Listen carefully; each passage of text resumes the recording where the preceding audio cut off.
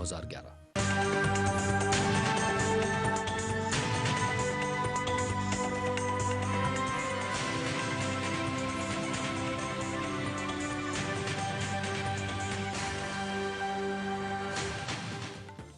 दिल्ली के 3 नवगठित नगर निगम के महापौर, उप महापौर और स्थायी समिति के सदस्यों का चयन 30 अप्रैल से। पहले दिन उत्तरी दिल्ली का, 1 मई को पूर्वी दिल्ली का और 2 मई को दक्षिण दिल्ली के महापौरों के होंगे चुनाव। उच्चतम न्यायालय ने रद्द किए 122 2G लाइसेंसों के दोबारा नीलामी की समय सीमा को 31 अगस्त तक बढ़ाया। अदालत ने रद्द किए लाइसेंसों को 7 सितंबर तक अपनी सेवाएं जारी रखने की भी दी इजाजत।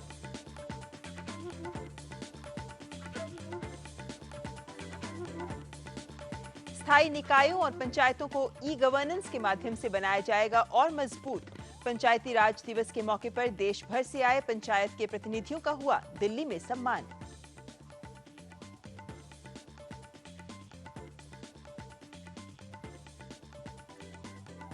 नॉर्वे के दोनों अप्रवासी भारतीय बच्चे अभिज्ञान और ऐश्वर्या अपने चाचा के साथ स्वदेश लौटे। विदेश मंत्री SM कृष्णा ने बच्चों की सुरक्षित वापसी पर जताया संतोष।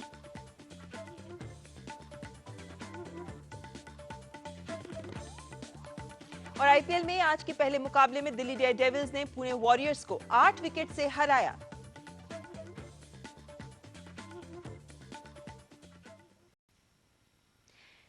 में संविधान संशोधन की अवधारणा के अनुसार ग्राम स्वराज के जरिए विकेंद्रीकरण और स्वशासन को प्राप्त करने की दिशा में महत्वपूर्ण पहल करते हुए केंद्र सरकार पंचायती राज संस्थाओं को अधिकार संपन्न और मजबूत बनाने के लिए प्रयास कर रही है। राजधानी दिल्ली में आयोजित राष्ट्रीय पंचायत राज दिवस के अवसर पर बोलते हुए केंद्रीय पंचायत राज मंत्री KC देव ने कहा कि सरकार 12वीं पंचवर्षीय योजना में पंचायतों को एक आदर्श मॉड्यूल्स के आधार पर विकसित करने का काम कर रही है।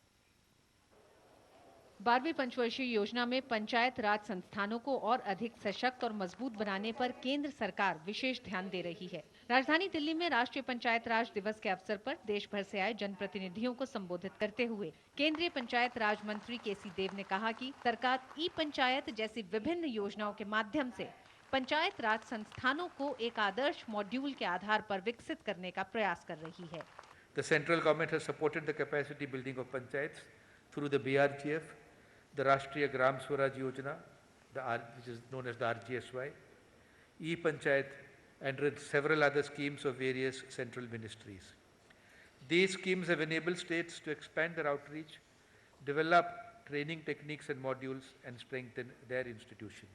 इस अवसर पर अच्छा काम करने वाले राज्यों केरल, कर्नाटक, महाराष्ट्र और सिक्किम को PEAIS अवार्ड, वहीं राजस्थान को पंचायतों के सुशासन के लिए पुरस्कृत किया गया। 2011-12 के लिए 16 ग्राम पंचायतों को राष्ट्रीय गौरव ग्राम सभा पुरस्कार और अच्छा काम करने वाली पंचायतों को 2011-12 के लिए ई-पंचायत पुरस्कार दिया गया।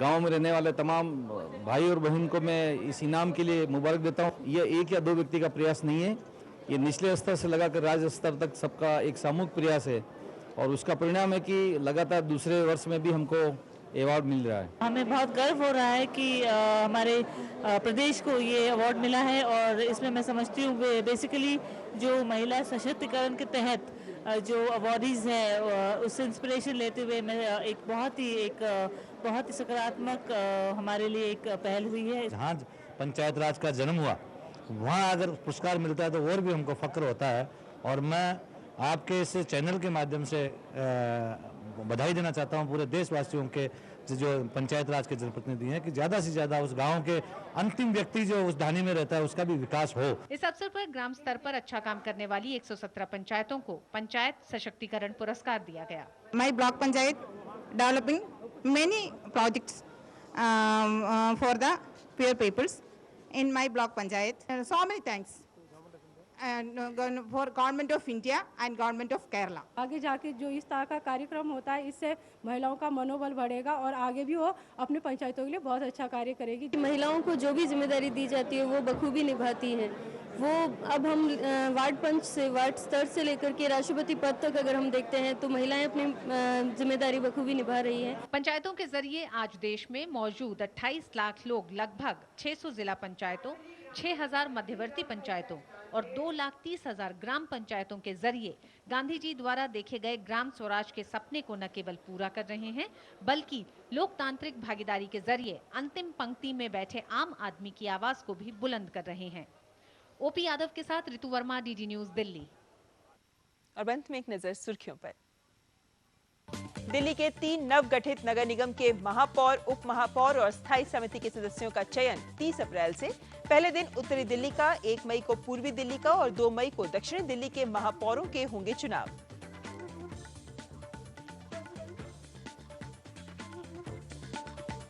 उच्चतम न्यायालय ने रद्द किए गए 122 2G लाइसेंसों के दोबारा नीलामी की समय सीमा को 31 अगस्त तक बढ़ाया। अदालत ने रद्द किए गए लाइसेंसों को 7 सितंबर तक अपनी सेवाएं जारी रखने की भी दी इजाजत।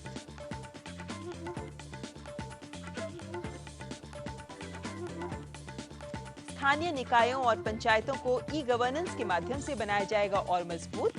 पंचायती राज दिवस के मौके पर देश भर से आए पंचायत के प्रतिनिधियों का हुआ दिल्ली में सम्मान।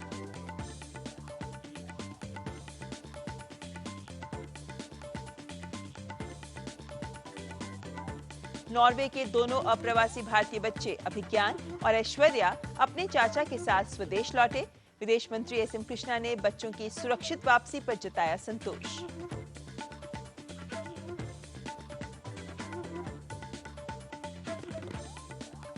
और आईपीएल में आज के पहले मुकाबले में दिल्ली डेयरडेविल्स ने पुणे वॉरियर्स को 8 विकेट से हराया।